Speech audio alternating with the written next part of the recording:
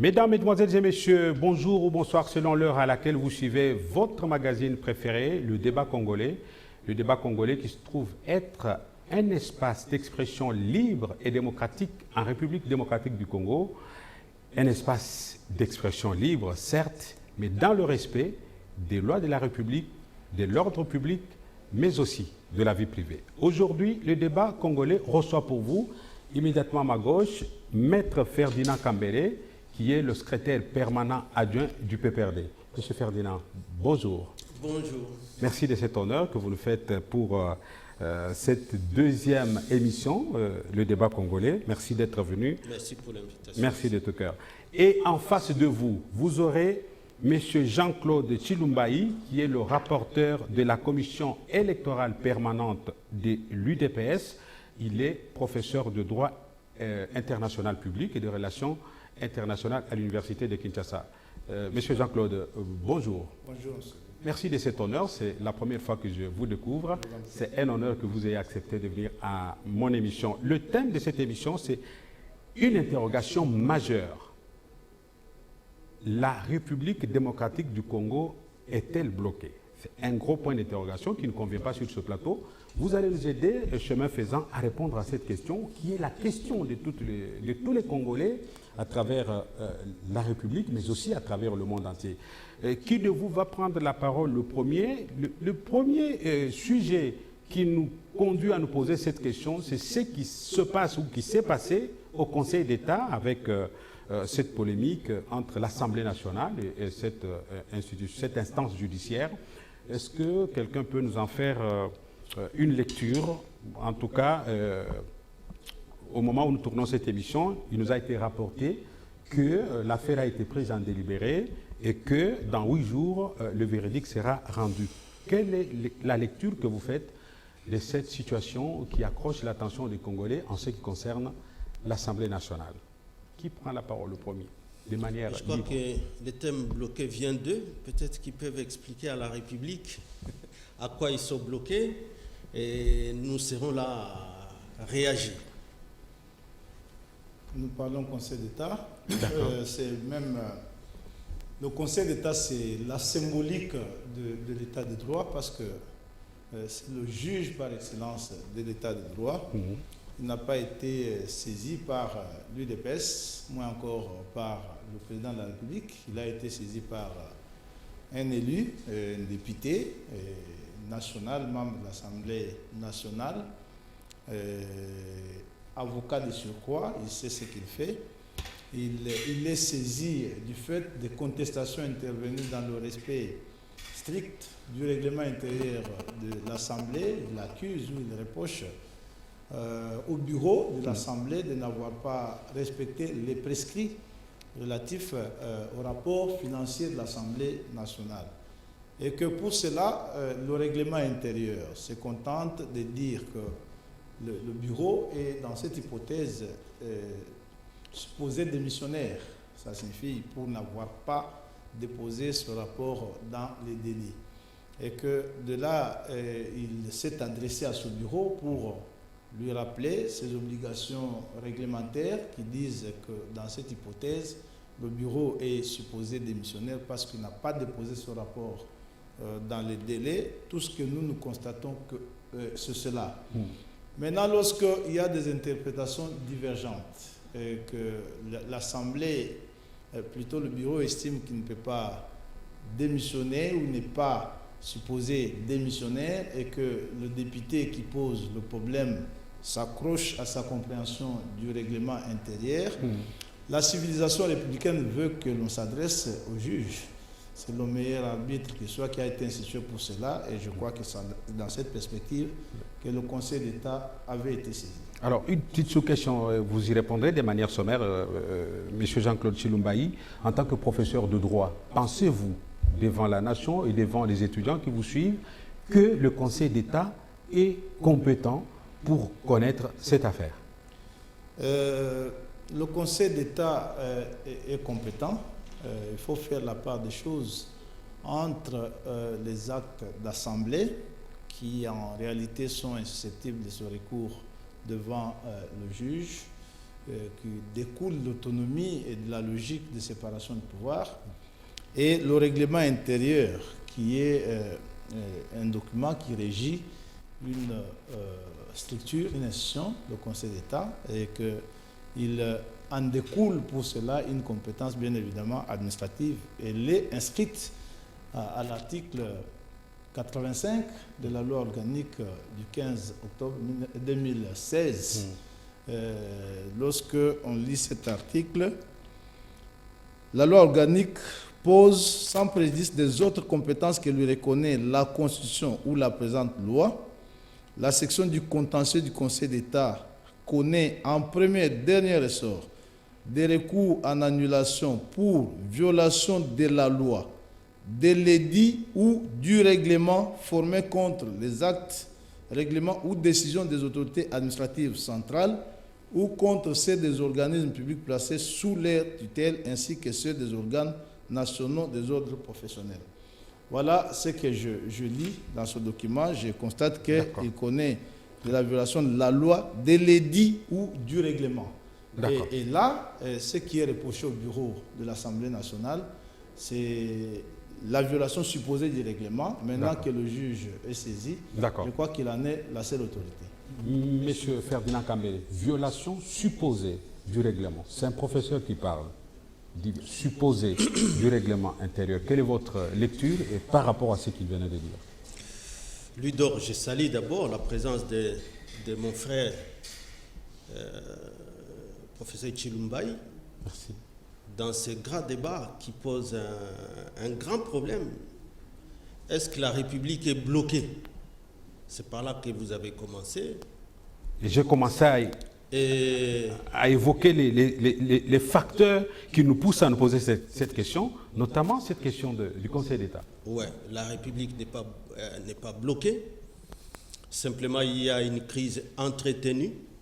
Nous avons l'impression, une crise artificielle entretenue pour que les institutions, finalement, ne fonctionnent pas. Et on voit que ça vient maintenant de partout.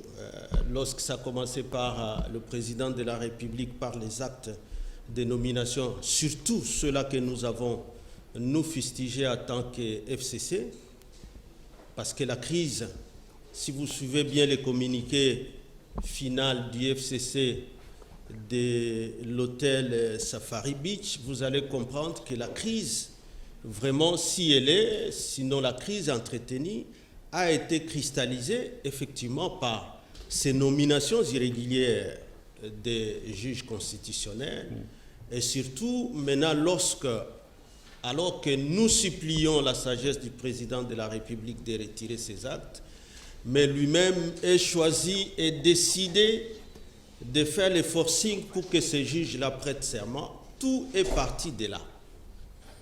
Et que donc aujourd'hui, il y a eu certainement plusieurs scénarios qui ont été présentés au président de la République où, après son discours, son adresse à la nation, vous le savez, Ludor, oui. Où il annonce qu'il a besoin, lui, de créer une nouvelle majorité dans ce qu'il a appelé l'union sacrée, je crois, de la nation, quelque chose comme ça. Et que pour y arriver, il va procéder à des consultations. Et là, dans son adresse, il dit des forces politiques les plus représentatives.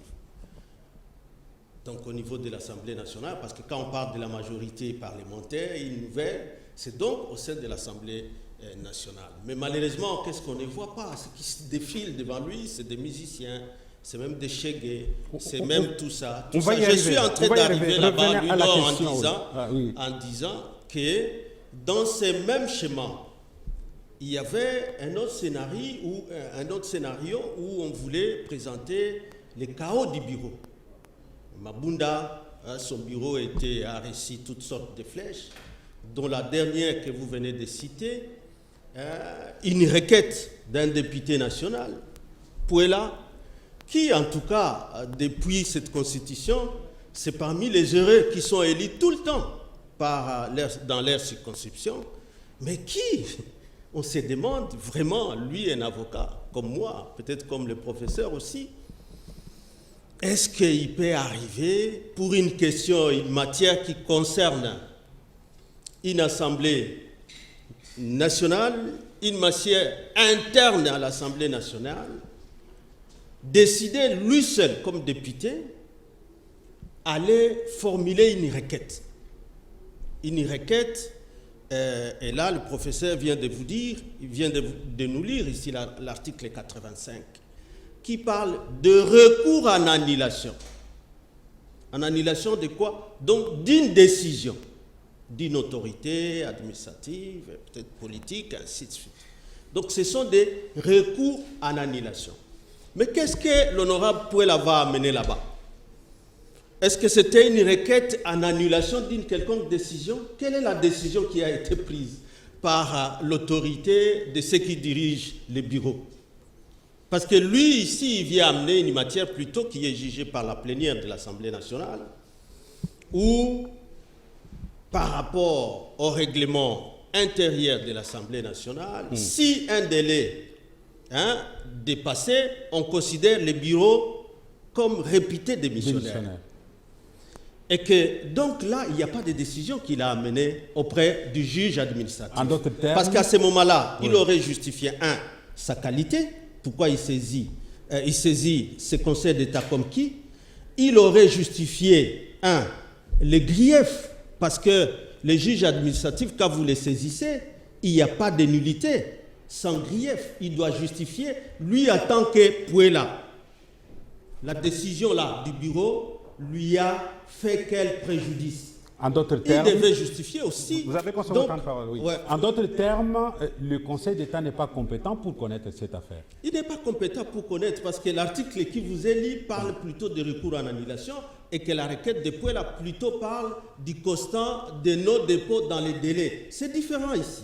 D'accord. Et donc, non seulement la Cour n'est pas, le Conseil d'État n'est pas compétent, mais lui-même aussi ne justifie d'aucun grief en tant qu'individu pour saisir les conseils. D'accord. Une minute supplémentaire que le professeur va récupérer dans ce temps de parole que je vais vous accorder. Ah, okay. Est-ce qu'en évoluant, vous avez quelque chose à dire par rapport à cette question, juste en 2 minutes, y compris la minute additionnelle que vous allez récupérer? Non, sinon, on avance à une autre question. D'abord, il faut dire que c'est un débat qui me semble gênant pour nous deux, avec l'honorable Kambere. Nous sommes des avocats sous serment. On est très mal placé de commenter une décision ou un dossier devant le Conseil d'État et d'aller plus loin jusqu'à supposer ce qu'il est et ce qu'il n'est pas parce que c'est lui le juge. Mais je crois que peut-être on n'a pas bien lu ou on n'a pas lu l'intégralité de l'article 85. Voici la définition que la loi donne à la notion de violation du règlement. La violation de la loi, de l'édit, du règlement, de la coutume et des principes généraux des droits comprend notamment 3. La fausse application ou la fausse interprétation de la loi, de l'édit ou du règlement. Il y a eu échange de lettres entre l'honorable Pouella et le bureau de l'Assemblée sur l'interprétation de cette violation présumée du règlement et qu'il y a eu une réponse de la présidente du bureau de l'Assemblée qui dit à l'honorable Pouella qu'elle n'a pas violé ce règlement, elle ne peut donc pas démissionner et que cette lettre contient une décision, ça s'appelle lettre décisoire, ainsi que ça a été jugé dans l'affaire Témoins de Jéhovah par la Cour suprême de justice, l'ancienne Cour suprême de justice en 1985. Elle emporte, c'est une lettre décisoire, elle est donc de la compétence du Conseil d'État. Ici, ce n'est pas nous, je dis bien nous sommes des avocats, on devrait se refuser de toucher à ce qui est de l'autorité. Mais on peut avancer alors, si tel est le cas. Si tel est le cas, on peut avancer. Alors, on évolue. C'est lui, il a récupéré juste... C'est un débat qui est dans l'opinion, je crois qu'il ne faut pas qu'on nous distrait ici pour ne pas en parler. C'est un débat qui est dans l'opinion. Nous sommes tous des acteurs. Oui. C'est un débat qui est dans l'opinion, c'est un débat qui envahit toute l'opinion. Ici, on n'est pas en train de commenter la décision déjà rendue ou de justice. Non, pas du tout. Nous sommes en train de parler d'un débat et les citoyens ont besoin de comprendre, oui, ce qui se passe sur ce qui est dit par les uns et les autres. Mais les dossiers, nous ne l'avons pas. Nous n'avons pas le dossier pour commencer à parler du dossier ici. Donc, on ne débat pas du dossier, mais on parle d'un débat dans l'opinion. Hein? Je crois que ça, c'est légitime pour des acteurs politiques parce que ça concerne les politiques à plus haut niveau.